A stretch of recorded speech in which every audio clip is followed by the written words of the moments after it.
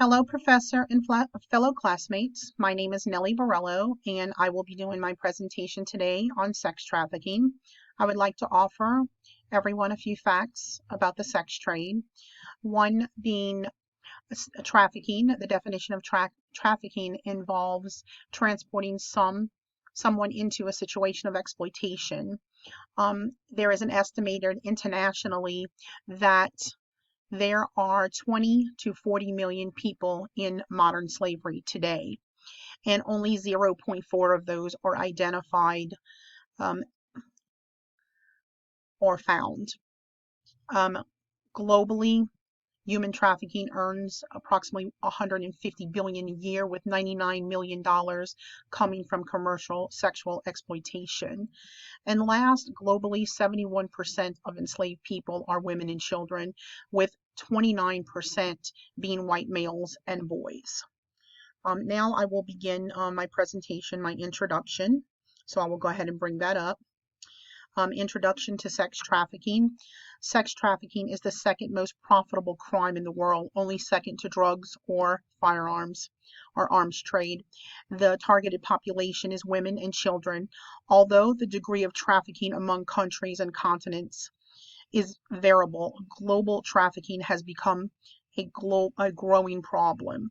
Women who live in poverty are at greatest risk of being pulled into the sex trade.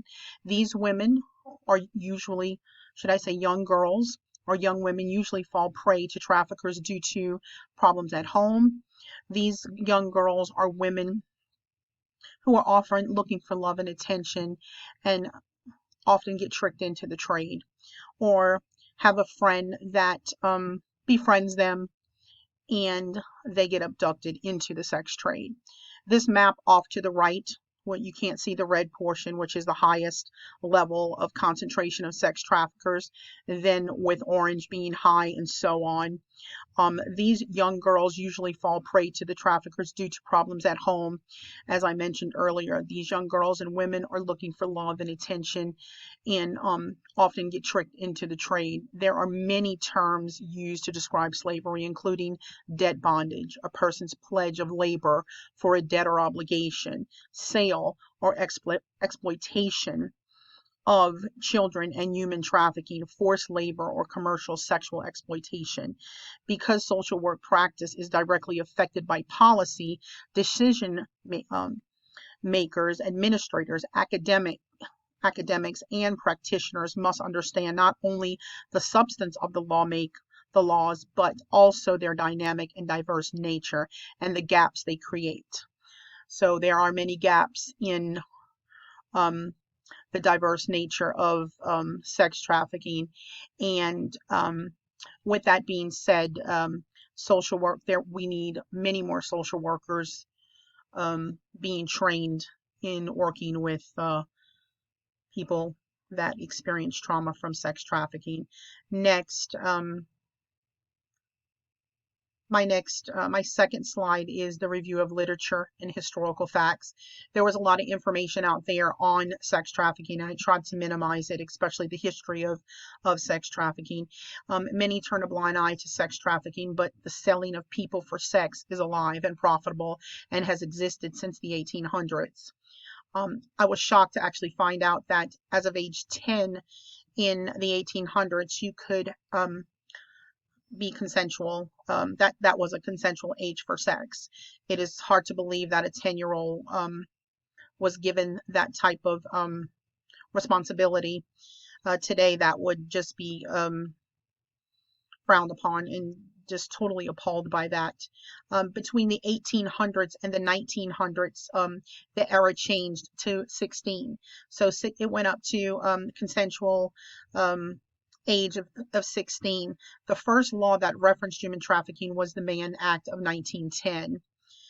Later on, however, it took a while, 1978, some 60 years later, that the very law amended to include and protect male and female minors for sexual exploitation. And these are some of the pictures that I inserted into my slide. Next, legislation law practice and policy.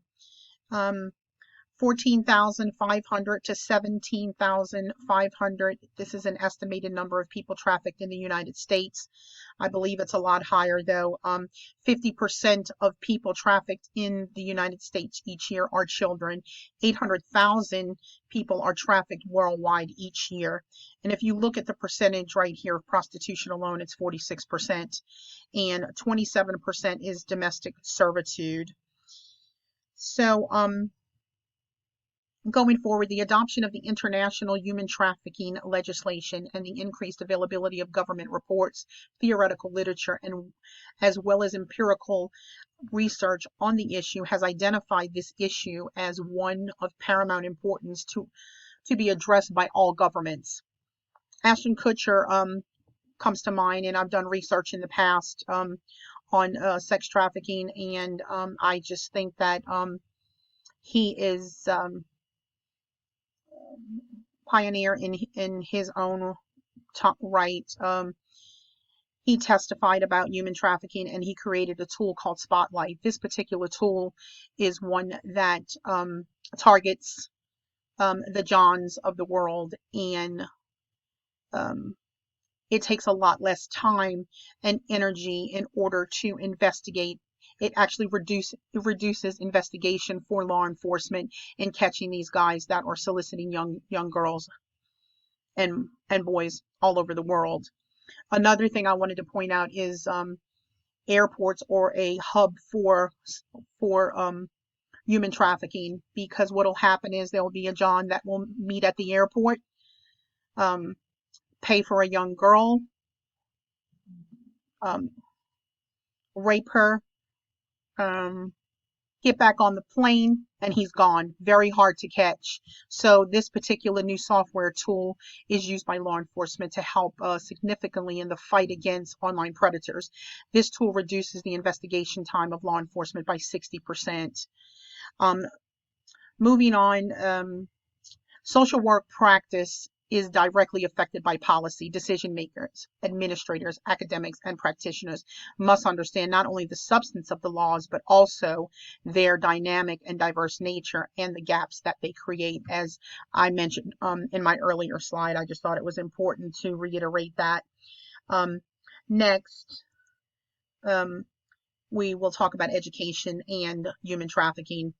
It's very important that we, as social workers, doctors, teachers, our communities come together and spread awareness and educate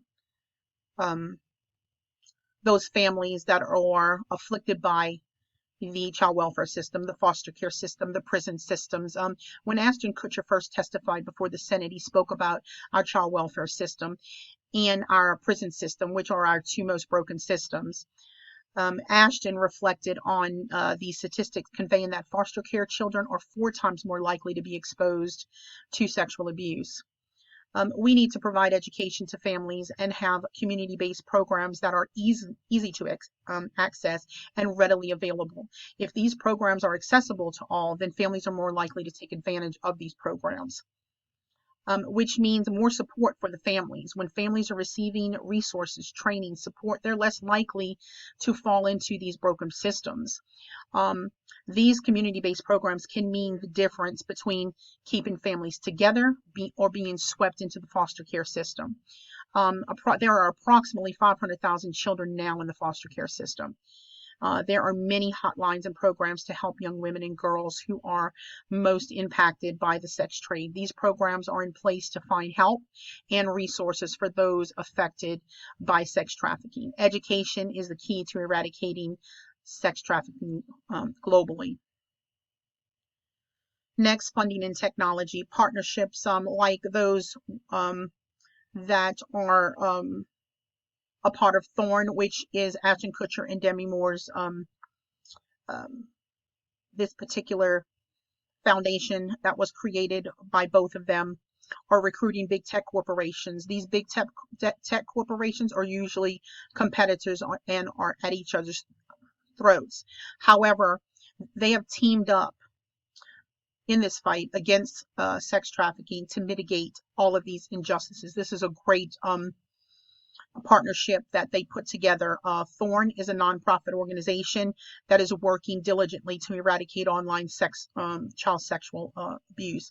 Thorn will get funding from the Audacious Project, which was launched by TED in 2018. There is $280 million out there, which they will get a portion of, to help catch these perpetrators assaulting, torturing, and raping women and children all over the globe. With the very technology that these Johns go online, like on Backpage, which is one of these sites that literally it's a front for anything that you may want to buy. They will post ads, and they use certain terminologies, and they use certain words that the Johns are aware of, and this is how they are able to secretly buy girls and women in order to do what they do. In 2019, the Department of Justice allocated $100 million in funding to provide essential services to victims of sex trafficking throughout the United States. Again, between our Department of Justice and the many programs out there, the one like Thorn, the one that is headed by Ashton Kutcher, these are great programs and great avenues in order to combat human trafficking. Next, the sex trade and the social worker. How are we a part, or where do we come in as social workers into this human trafficking problem? I did this wheel on the side, sex trafficking, to give everyone an idea of how these girls are brought into these different rings, and they're called sex rings, or you can refer to it as human trafficking. It basically is modern day slavery. Different areas on the wheel point to a lot of the things that these perpetrators do to these young women. They coerce and threaten them, intimidate them. They're emotionally abused. They're isolated so that they have no one to go to. And once they're in and they're isolated, there's no way out, or it's very hard to get out. Minimizing, denying, and blaming. Sexual abuse, using privilege, and economic abuse. So in one of the videos that I watched, there was one young African American girl that she told the therapist that she was raped by 40 men in one day, and that was it for her. She said, "I'm getting out." She was physically in so much pain from the abuse that she suffered, and she was very fearful of her John. As social workers, we must possess certain skills that can help identify these type of victims and engage survivors. These type of victims are very hard to identify because they are so closed off and they are in fear, and some of them just do not want to get out of the trade because they feel like they are a part of something, even though they're abused. The wheel represents how these victims are easily coerced and mistreated. These victims are stripped of their basic human rights and are treated as slaves and servants. The social worker must become attuned to such warning signs. The social worker must also know mandated reporting laws in their state. I live in the state of Texas, where Houston is a hub for human trafficking. We must know when to report and how important it is to report if we know that there is abuse present. I am, again, in the state of Texas, and trafficking is at an all-time high. A social work approach is not only guided by the values of social work, justice, and human rights, it also sees the great micro, meso, and macro contents that are associated with trafficking. Social workers are uniquely positioned to use person and environment, strength-based, and ecological approaches to look beyond the perpetrator, victim dichotomy, to the quality that empowers individuals and groups as survivors and advocates. I will stop here and I will pick up with part 2.